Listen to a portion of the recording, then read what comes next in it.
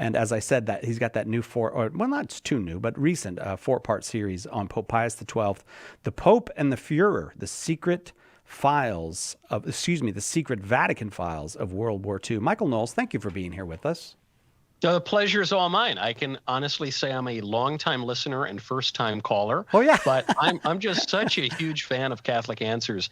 I was a cradle Catholic, catechized in the 90s. 90s were a little bit of a loose time for catechesis, though I had some great teachers. And I fell away from the faith at 13, right at my confirmation, actually. And I was away for about a decade or so. And when I was coming back, not just intellectually to believe that God exists, but really coming back into the faith in the church, Catholic Answers was a really invaluable resource for me. So I just love it. I recommend it to my listeners and friends and people who write to me. It's just tremendous. Oh, you're very generous. Thank you very much for saying that. I think you're a Yale graduate. So here you are at 13. I wonder how much of your falling away from the church was the intellectual challenges that the modern world makes of the church, or was it something else? It seems to me that sometimes we are not in a good position to answer a 13-year-old's question, and we lose them.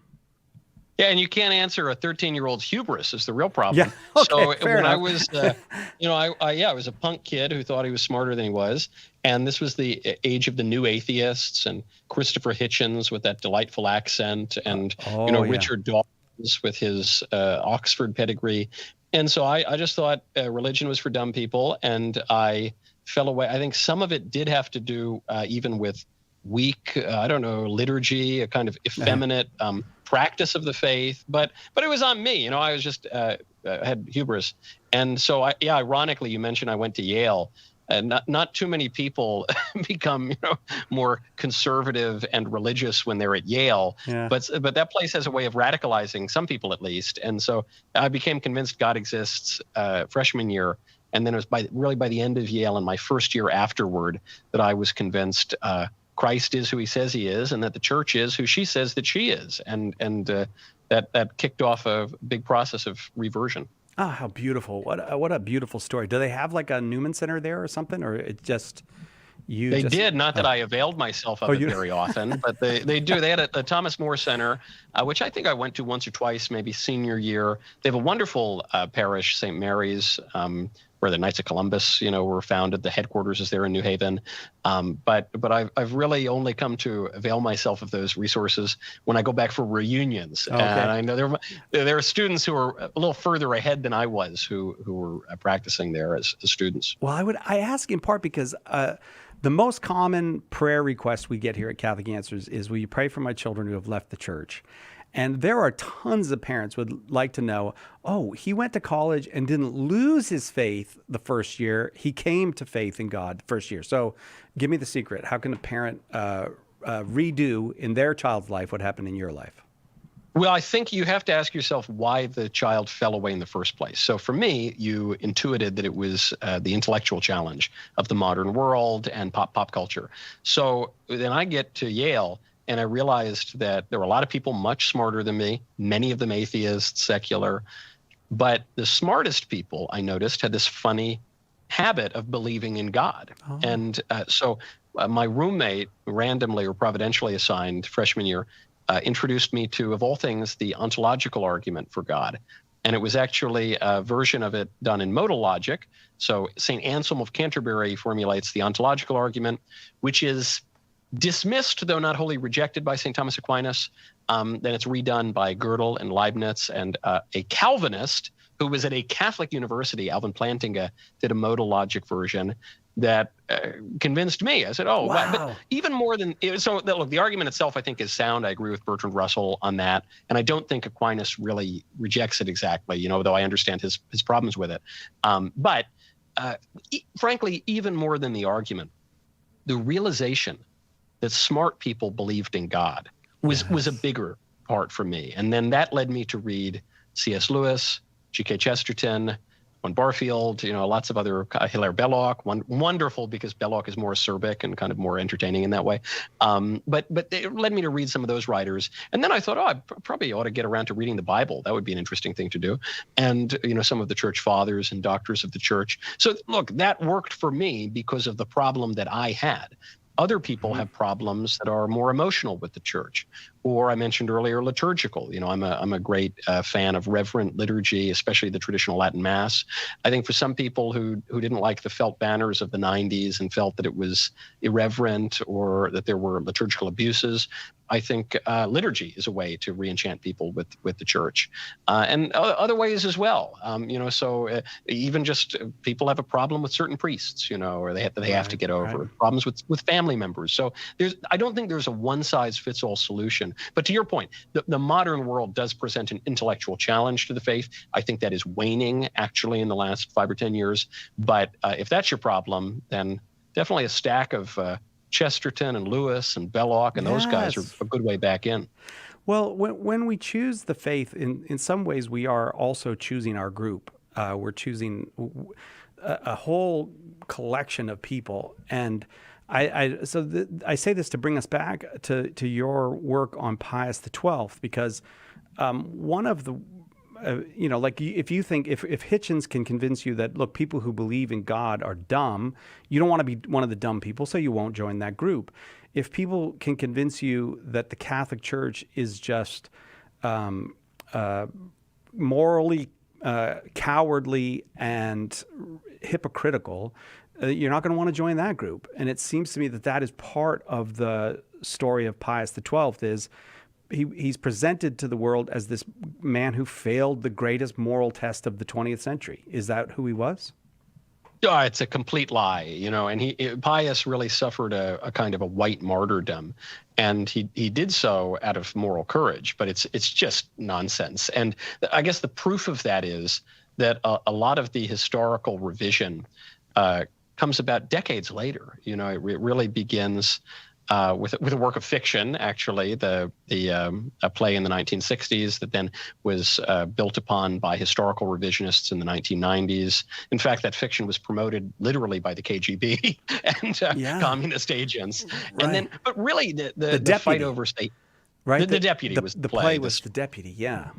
The play was never put on in its entirety because the play was 8 hours long. It was total fiction. I mean, and no honest person could say it was actually advancing historical fact. And it was a rant, but it was seized upon by enemies of the church to promote this calumny. I remember encountering that book, Hitler's Pope, in the late 90s, I guess. But again, it's a lot of nonsense that is refuted not only by the documents, some of which have come out since from the Vatican, but even by Hitler's own words. Hitler wrote a letter to Francisco Franco and said that he considered Pius XII his personal enemy. There's a lot of good evidence that Hitler was planning to, at the very least, kidnap and probably execute the Pope, not the sort of thing you do to your friend. And also, there's the historical fact that Pius was basically the last guy standing in Rome. So after the King of Italy had fled, after Mussolini had left, there was Pius standing alone to say, I will not surrender the Holy See and I will not surrender Rome to the Nazis. And I guess one final bit, though, one could speak for hours and hours in defense of Pius. But here's one final proof. At the end of the war, the chief rabbi of Rome, Israel Zoli, converted to Catholicism. Not only did he convert to Catholicism, which would be a strange thing to do if the Catholic Church had abandoned the Jewish people during this great moral test. Not only did he do that, he took the name Eugenio, which is Pius XII's Christian name, to be his name when he was baptized. So this is a man who held Pius XII in great esteem, as should we all, because not only did he not do anything wrong or fail any moral tests, he was an exemplar of moral courage during the Second World War, as he was for his career. Michael Knowles is our guest. He's the host of the Michael Knowles Show at the Daily Wire. And if you have questions for Michael, you're welcome to call 888-318-7884. You want to talk about Pope Pius XII? You want to talk about the Catholic faith more generally? You are welcome here. 888-318-7884. Catholic Answers Live. Underwriting for Catholic Answers Live is provided by Magnificat. Published monthly, Magnificat features texts of daily Mass, prayers, articles, meditations, art commentaries, and more, in step with the liturgical rhythm of the Church, on the web at magnificat.com. Hi, this is Father Mike Schmitz. I invite you to listen to Bible in a Year and Catechism in a Year here on EWTN Radio. On Catechism in a Year, you'll encounter God's plan of sheer goodness for us. Throughout the year, we read through the Catechism of the Catholic Church with direct quotes, plus time for explanations and reflections. I hope you can join us every day, or as often as you can. Bible in a Year and Catechism in a Year with Father Mike Schmitz, tonight at 10 p.m. Eastern, 7 p.m. Pacific on EWTN Radio.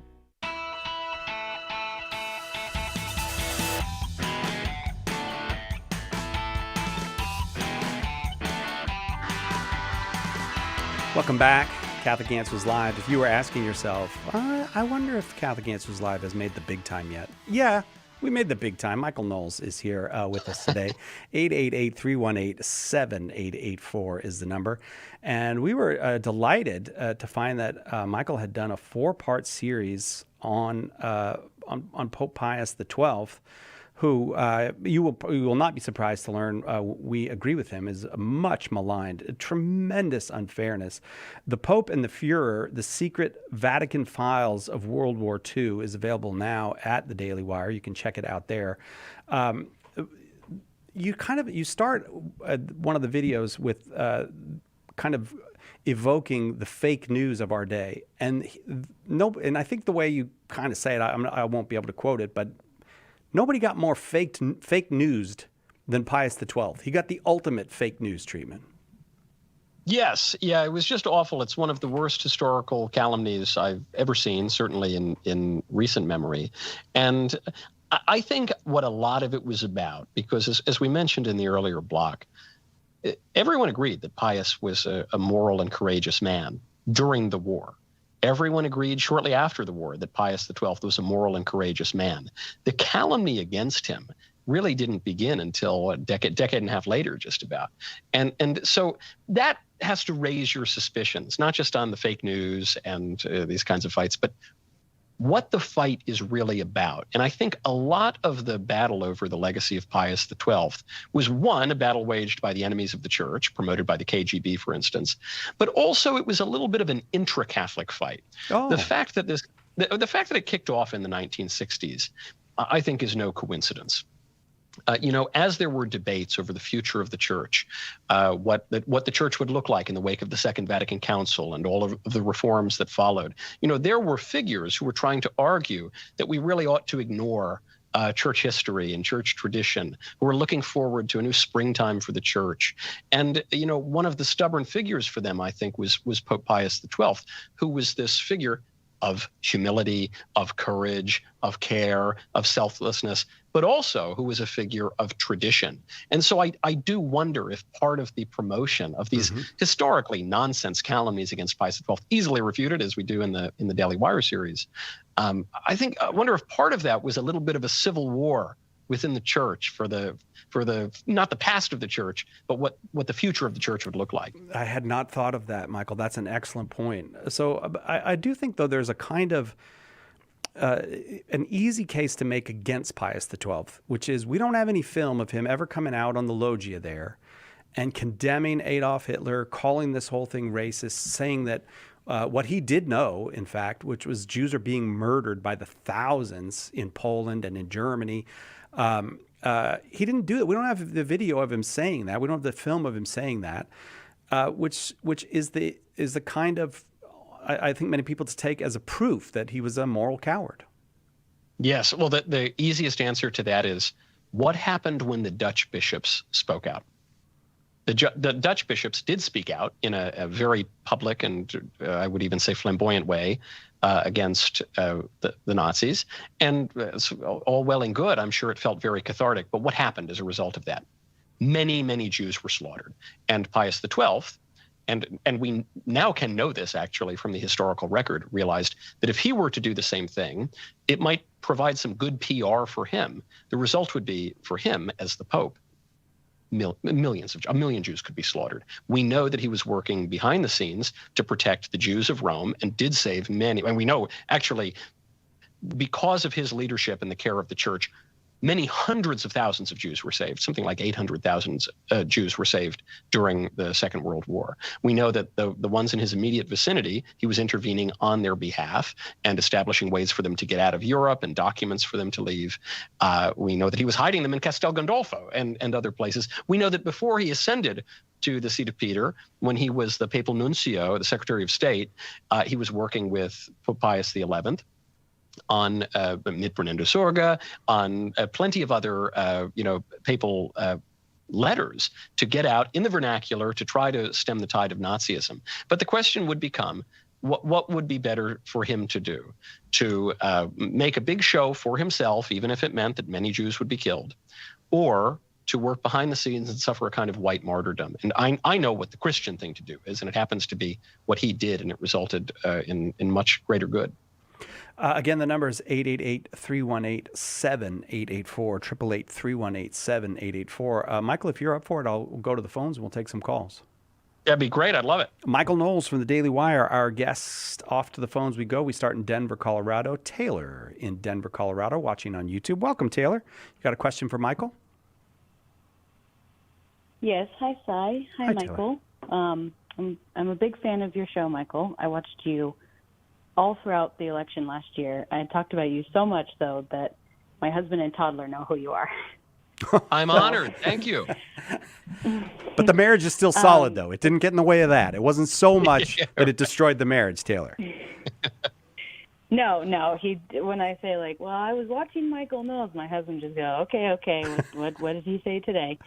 But you actually touched on my original question about the debate around Pope Pius XII. So I wanted to ask, how does this debate inform how religious leaders should act in our modern humanitarian crises or genocides?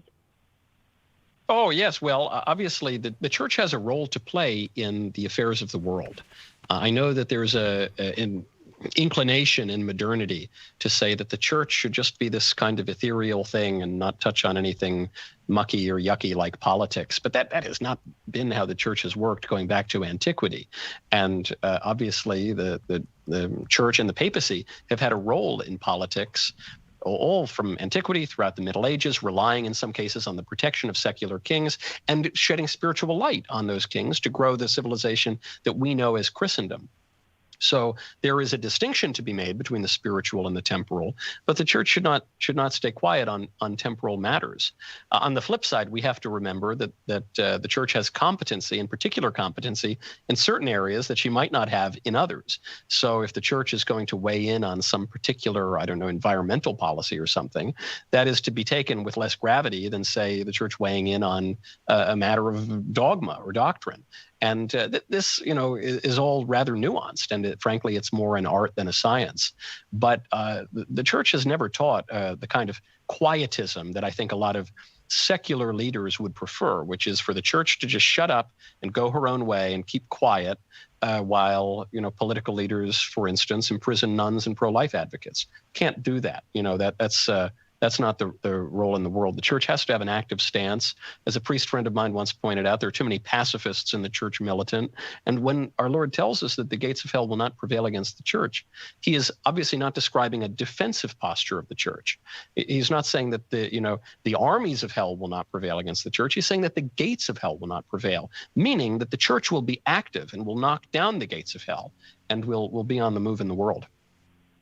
Okay, Taylor? Yeah, no, I completely agree. And it kind of makes me think about, like, Pope Leo and the Vatican having to deal with China right now as well. Yeah. So that's kind of what Pray for him. Was thinking of. But, yeah, I totally agree. Gates of hell will not prevail. Thank you so much. Well, Taylor, I'm really glad to hear your toddler knows who Michael Knowles is, too. That's a healthy family that you've got going there. Thanks, Taylor. He knows who you are, too, Si. Oh, you don't need to throw that in at the end, Taylor. Come on now. I watch Catholic Answers, like, every day. I'm listening to you guys all the time. So my whole family knows I call in. Okay, that's They're it. actually asking Give her a if free you book. should Stop. Find a free book and give. Okay, Taylor, we're going to send you a free book. Hang on, just give us an address. We'll send it to you there in Denver. Thanks for getting us started, Taylor, with the calls. 2 lines open right now: 888-318-7884. The number. Michael Knowles, our guest, has a video, 4-part video series out now about Pope Pius XII. Was he Hitler's pope? Yeah, there's actually a book that describes him, a quite popular book that describes him as Hitler's pope. Is that the truth? You can find out by watching that video series, or just give a call here and talk with Michael yourself. 888-318-7884. Going to Cary, Illinois, where Lucas is watching on YouTube. Lucas, welcome. Go ahead with your question. Okay. Hi. How Hi. are you guys doing? Very well, thank you, Lucas. Good. I really like you. I really like Catholic Dancers. I really like Michael Knowles. He's a great apologist, and I hope he gets into his Catholic faith even more than he has been recently. My question is, so there is clearly a lot of bad things going on in Gaza. 2 popes, Pope Leo the 14th and Pope Francis I, have both maintained that there are bad things going on there, and that they have maintained contacts there. And so how would one reconcile that with Mr. Knowles, especially your relationship with the defense of Israel? How do we reconcile that as Catholics when the state of Israel is bombing Catholics? Thank you very much. Thank you, Lucas. That's a great question. Well, I've long said that I have the least popular view of all on the conflict in Israel and Gaza, which is that I think that it's roughly intractable. And I think that by the standards of international law, the state of Israel exists as a legitimate nation, but also that we have to protect the legitimate rights of the Palestinians in Gaza. So I can promise you from the perspective of politics, that's a great way to get both sides absolutely hating you, which is, by the way, why I think my position happens to be correct.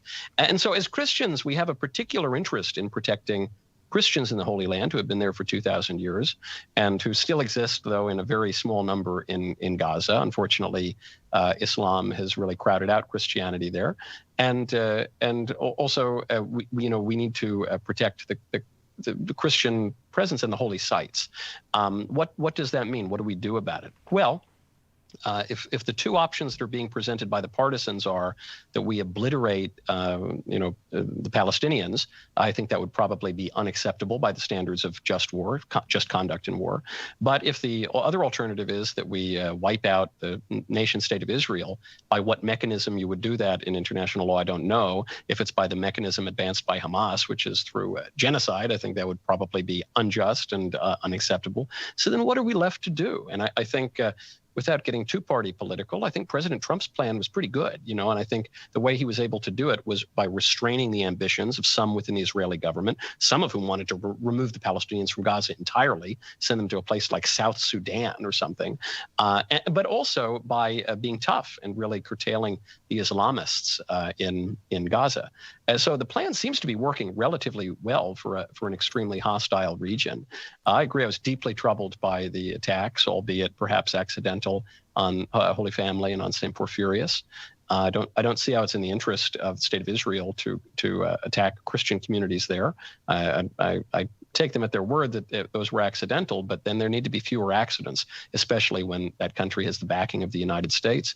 And I think what we have to pray for is peace, and I know that it doesn't give one the kind of vitriolic and visceral, ideological glee of saying, well, here's one simple solution for eternity. But there will not be peace permanently in Jerusalem this side of the second coming. That's just a fact of politics. And so if both parties have failed in Gaza, but President Trump is able to bring about something at least resembling peace, I think that would advance the interests of the church and of justice broadly.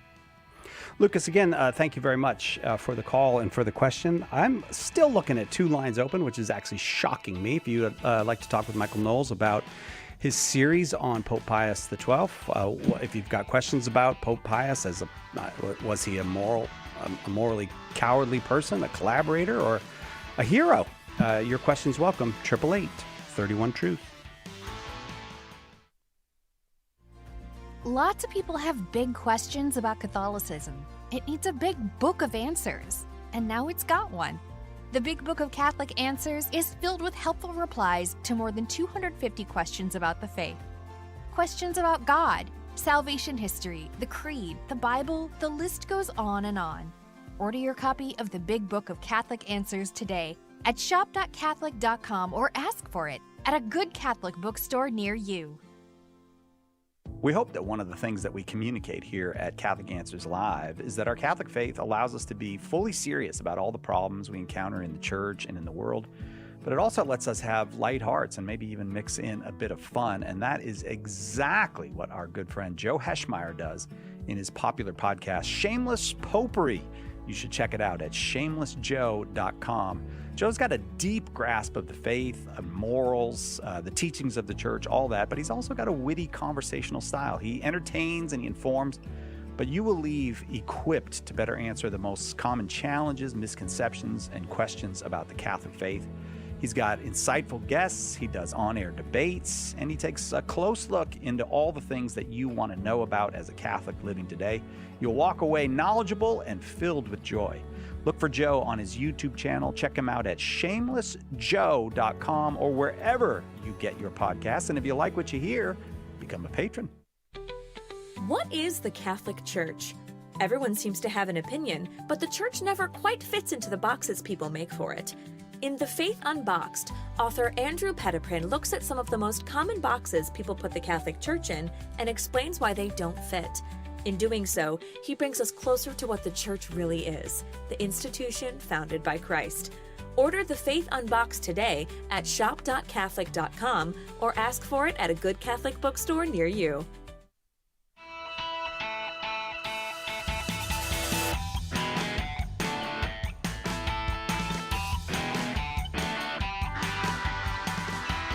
Welcome back. Catholic Answers Live. I don't know if you're super savvy about where to go for these things on the internet or not savvy at all, but if you want to watch Michael Knowles' four-part series, The Pope and the Fuhrer, the secret Vatican files of World War II, just go to the Daily Wire and you can watch it there. And a very welcome, one thing we were talking about here in the office a little bit before was that Pope Francis opened up the archives completely to Pius's full pontificate. I think it was 2020 or 2022. It was quite recent. Yeah. So, and then after that happened, no news reports of any significance. So we're all going, it must not be bad for Pius because there's no reporting. Like if there was even a single letter in there that said, I don't know, I'm kind of soft on this guy Hitler, or whatever, that gave the wrong impression, we'd have heard about it loud and clear, and you just are not hearing it. Pope Pius XII, and we have good historical support for this, performed a long-distance exorcism on Hitler because he thought he was possessed by the devil. Now, long-distance exorcisms are kind of a shot in the dark. That's not generally how those things are done. But he was quite convinced of that. So that's not exactly the language of Hitler's Pope. We also know that Pope Pius XII had a letter renouncing the papacy in his desk drawer because there was a plot to abduct the Pope and potentially to execute him. And so he had the renunciation letter in there so that if the Nazis did in fact abduct him, they would only have a priest on their hands, I guess a bishop, but they would not have the Pope, and then a new conclave would take place to elect a Pope. So there was plan A, B, and C in store. They have nothing, the revisionists, to really hold on him. That conclave would have probably had to have been in New York City. I mean, given the condition of the world, right. How many places could you hold? I was going to say South America, but I don't know if you could have had it in South America. Right. Again, 888-318-7884, the number. All right, back to the phones we go. We're very excited to have Michael Knowles here with us, and I want as many as can to talk with him. Paul is in Minnesota watching on YouTube. Glad to have you, Paul. Oops, did I push the wrong? Paul, glad to have you. Go ahead with your question. Howdy. I was just wondering how to meditate on the Rosary, especially the last two mysteries. I know that prayer is as much to change our own selves as to change events in the world. And so I always tend to turn towards Scripture if I'm ever feeling like I can't think of something. And there's the four senses of Scripture. So I gravitate towards the moral sense of, like, here's something I can apply to myself. But there's no direct scriptural sort of commentary or articulation, and I have a hard time thinking about these two mysteries. You're talking about which? Are you talking about the Ascension of Mary and the Coronation of Mary, or did you? Yes. Okay, I didn't know if you said glorious mysteries. Well, that's an interesting question for Michael Knowles. Help us meditate on the last two mysteries: the Assumption of the Blessed Virgin Mary into heaven, and the Coronation of Mary as the Queen of Heaven.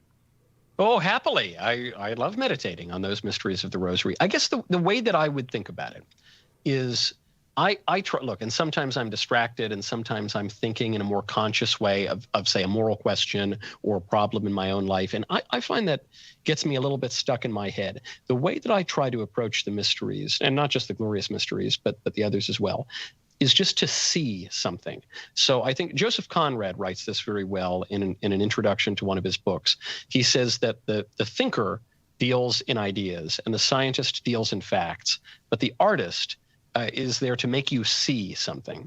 And so that's how I try to approach it. I try to approach it in more of a poetic sense, I guess. And so if I'm meditating on the Assumption, I want to see it. You know, I want to see Our Lady being lifted up. I want to, and it's much harder to meditate to really see what's happening in the Assumption than it would be in, say, the Nativity or the Annunciation or something. But I want to see that, because I find I've been praying the Rosary for, you know, however knows how long. I try to do it every single day. And what's so strange about the Rosary is that you're praying the same three mysteries, you know, over and over again. Maybe you add the Luminous and you have a fourth set of mysteries, but that's it. And yet, if you're really praying it in a serious way, you're seeing something new, and you're therefore discovering something new every day. So with the Assumption of Our Lady, I suppose I think about, you know, what's she wearing? What's she? What does it look like? It's body, you know. So what does that mean for our own bodies? You know, we're talking about flesh here. What does it look like when she gets up to heaven? And then that's obviously tied in with the fifth mystery, which is the coronation. Well, what does that mean? You know, what will I see someday? You know, my favorite poem, speaking of poetry, is the Divine Comedy, and I can't get through it in the final canticle of Paradise without crying in those final moments. And Dante's trying to give us a view of what the Trinity looks like, and for him too, it's so connected through our fleshiness, so that he's looking to his love, Beatrice, and he's seeing reflected in her eyes Our Lady.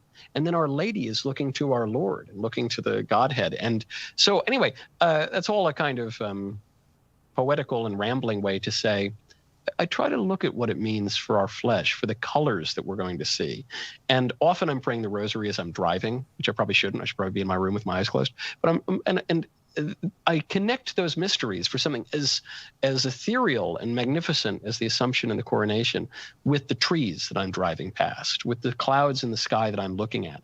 Because, you know, we're told that we have to be like children to enter into heaven.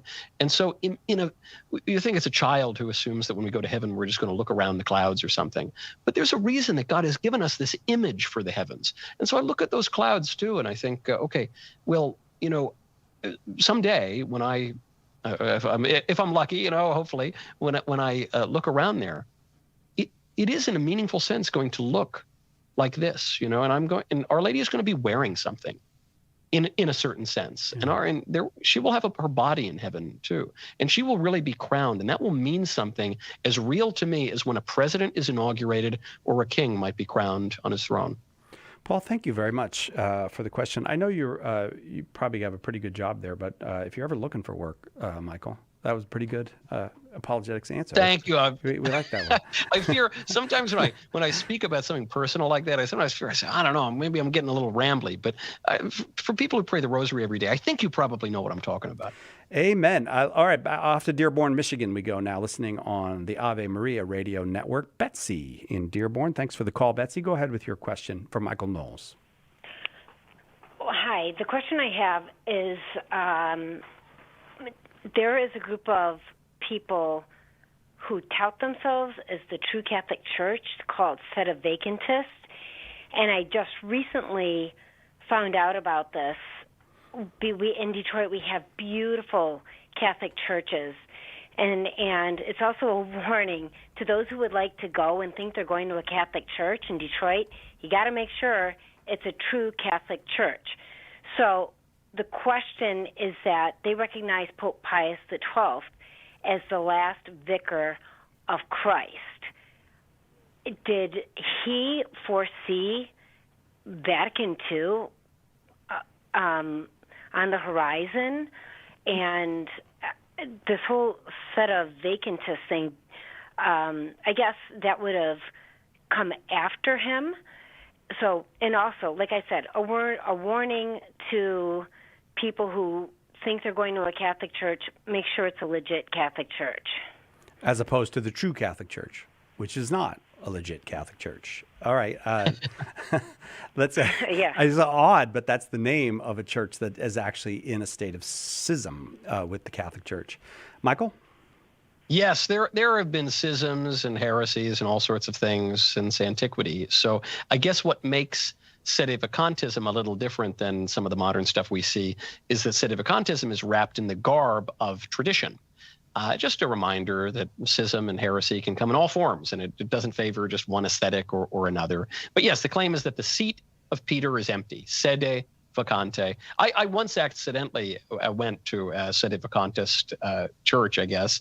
I sort of stumbled on one, and I realized something was a little bit up through the liturgy. This was many years ago at this point. But I suppose the reason that I've never been attracted to Sedevacantism or groups that are out of communion with the Catholic Church is because it seems to me just like another form of Protestantism. And I don't mean to be so dismissive, because there were a lot of problems that occurred in the middle and latter part of the 20th century, as there have been lots of problems that have occurred throughout the history of the Church.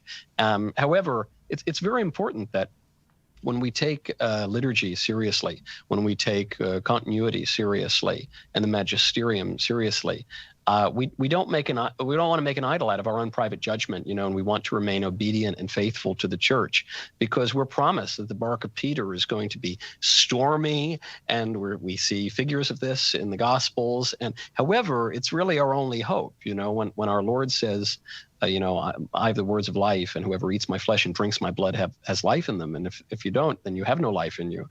Then the people murmur and they go away. Disciples go away. And he turns to Peter and he says, you haven't gone away. And Peter says, Lord, to whom shall we go? And that's how I feel. And then on another point, because I'm sure in many cases the Sedevacantists probably have a more compelling liturgy, at least. Maybe they even have a better homilies than certain actual Catholic parishes that we see. But I look around and I'm reminded of a line from Hilaire Belloc, great Catholic writer of the 20th century, who said that he is bound. He said it more eloquently than I will, but he said that he is bound to take it as a matter of faith that the Catholic Church is divinely instituted. But for those who do doubt the divine institution of the Catholic Church, one proof of that divine institution is that no other organization conducted with such knavish imbecility would have lasted a fortnight. And so I'm continuing to throw my lot in with Rome, no matter the problems that arise. It's knavish imbecility that did it, Betsy. Thanks very much for the call. Michael Knowles, our guest. We have to take a very quick break, but we're going to come back and try to get everybody on with Michael before we have to go. Right back with more Catholic Answers Live. Let us help you with your question today on Catholic Answers Live. Who was the first Catholic in your family? Were they evangelized by a friend, a coworker, a stranger? Did you ever think that you could be that person that God uses to save a soul?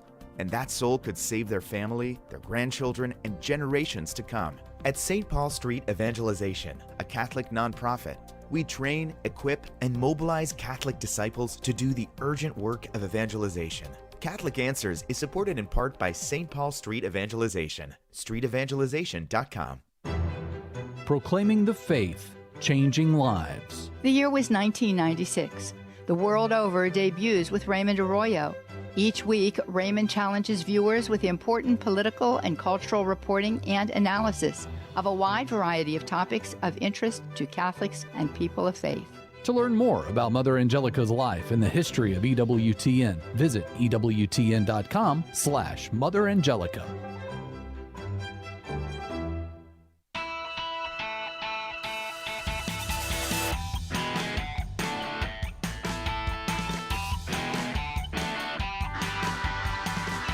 Welcome back.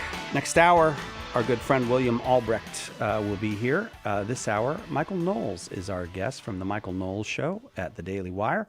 And he was gracious enough to come on with us. We wanted to talk a bit about his very fine 4-part video series he did on Pope Pius XII, and really on rescuing, or towards the goal at least, of rescuing Pius XII from a whole bunch of nastiness that's been said about him that has nothing to do with the actual history of the man or his times.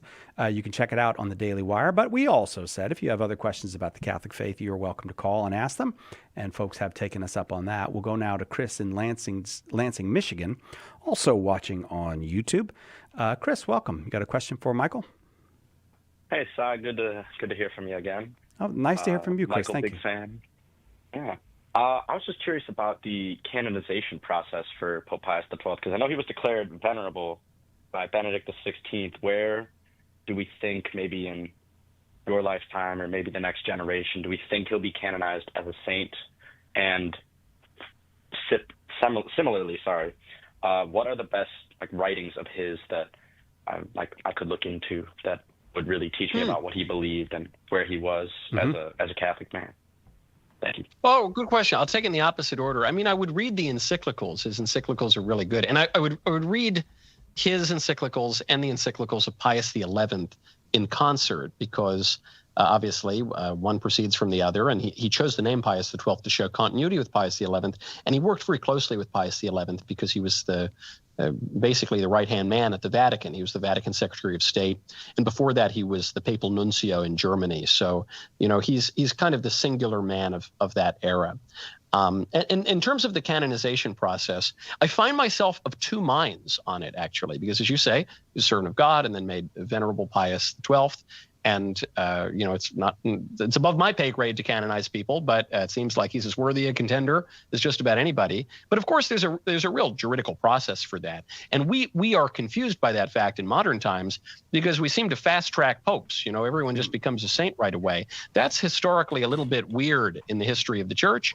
And I suspect part of that was because of the tumult that followed the Second Vatican Council. I think there was probably an impulse to canonize the council and some of to forestall some of the debates that followed the reforms that followed the council themselves.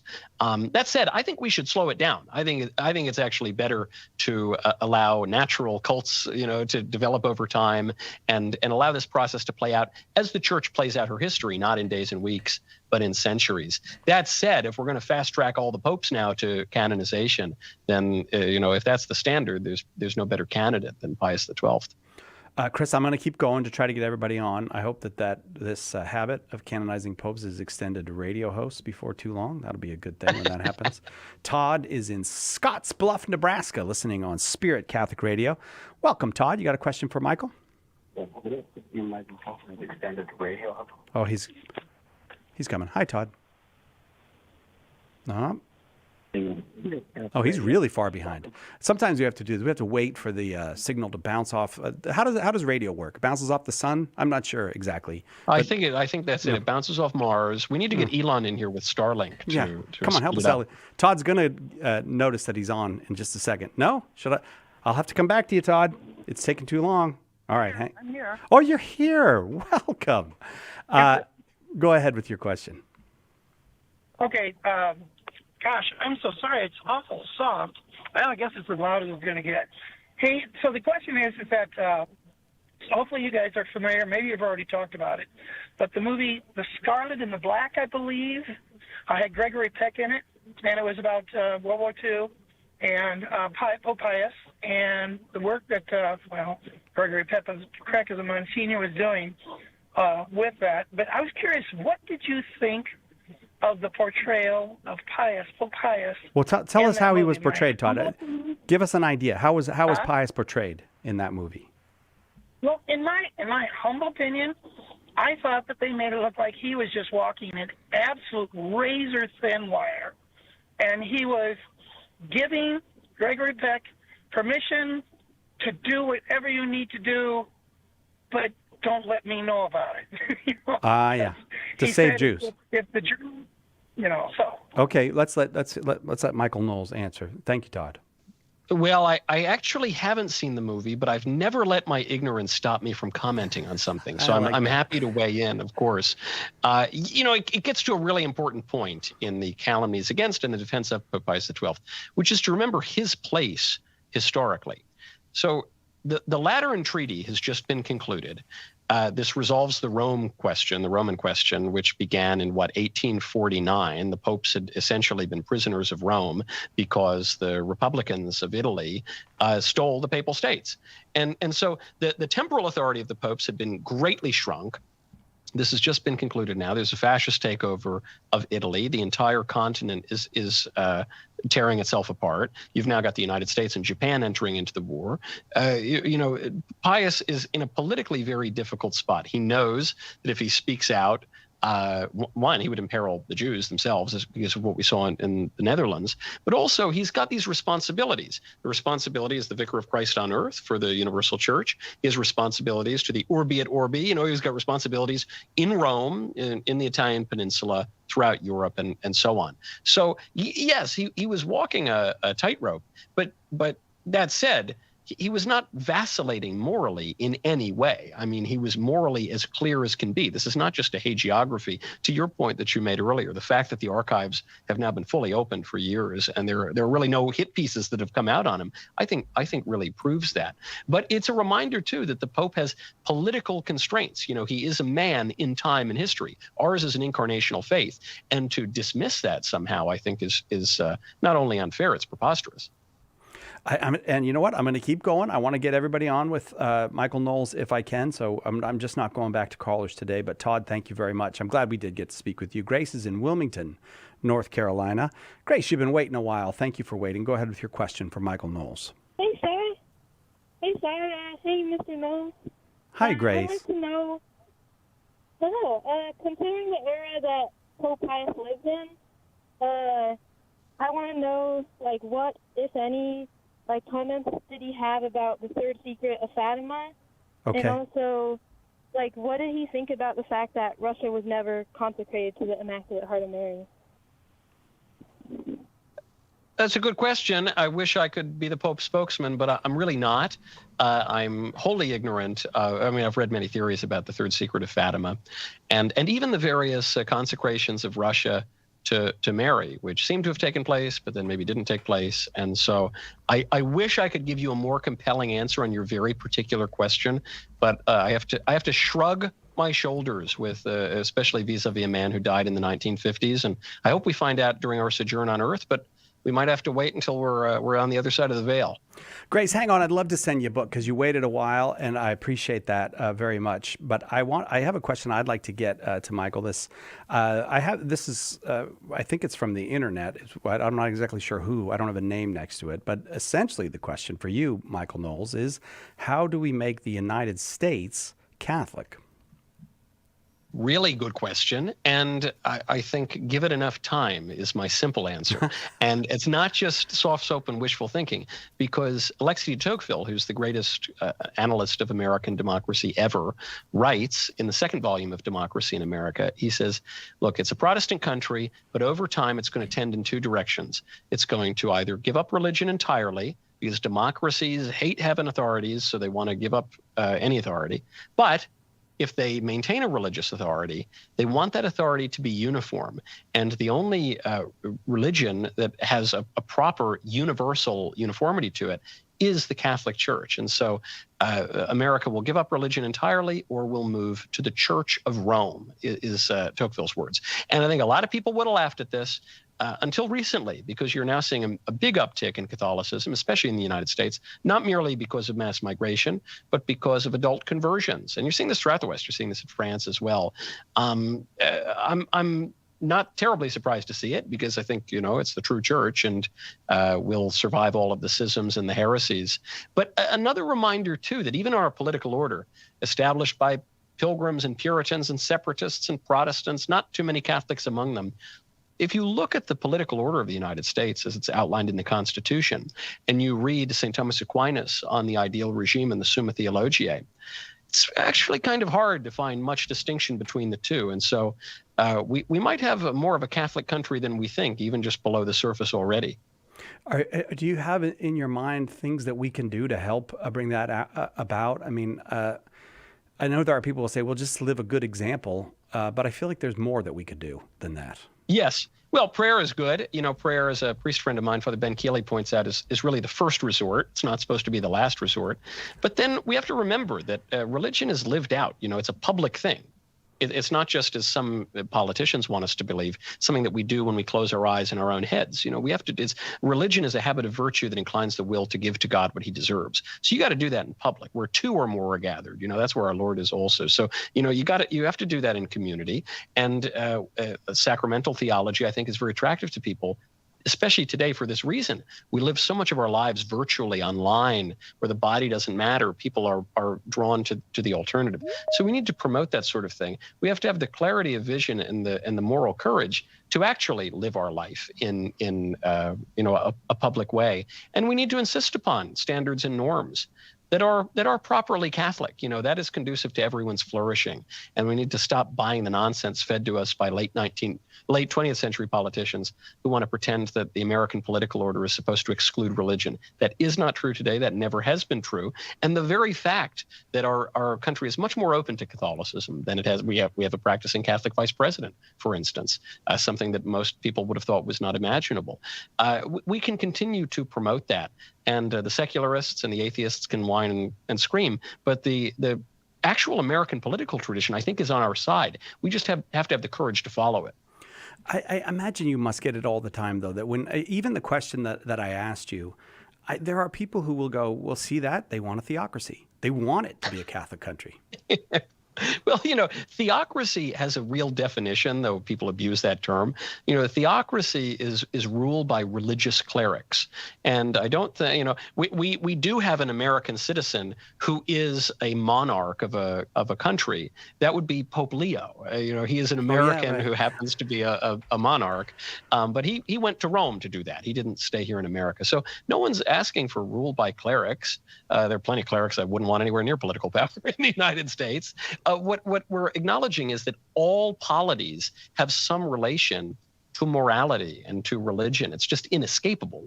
If you're going to pass a law, forget about abortion or the death penalty, say. If you're going to pass a law about parking tickets or speeding, you're going to have recourse to some moral reasoning. So what the secularists say is, well, we just don't want you to have recourse to Christian moral reasoning. We want to have recourse to New Age moral reasoning or utilitarian moral reasoning or deontological. But, that's just rigging the game. It's totally preposterous. And for most of our country's history, we did, in fact, have recourse to substantially Christian moral reasoning, and it worked a lot better than it does today. Michael Knowles has been our guest. Everything that we hoped for. Thank you so much, Michael. It's just been a delight to have you on for the hour. Thank you. Well, the pleasure is all mine. Thank you so much for having me. Appreciate it. I hope people will check out Michael's 4-part video series. Well, you can always check the Michael Knowles Show out on the Daily Wire, but he's got this 4-part series that I think you will find quite bracing and helpful in keeping your confidence when people say Pope Pius XII was one of the great moral cowards of the 20th century. As Michael himself said, nothing could be further from the truth. Check out that video series on the Daily Wire, The Pope and the Fuhrer, the secret Vatican files and of World War II. All right, coming up, why aren't you Catholic? That's what we're going to ask you. Our good friend William Albrecht will be here. And if you're not a Catholic, we're holding the lines open for you. 888-318-7884.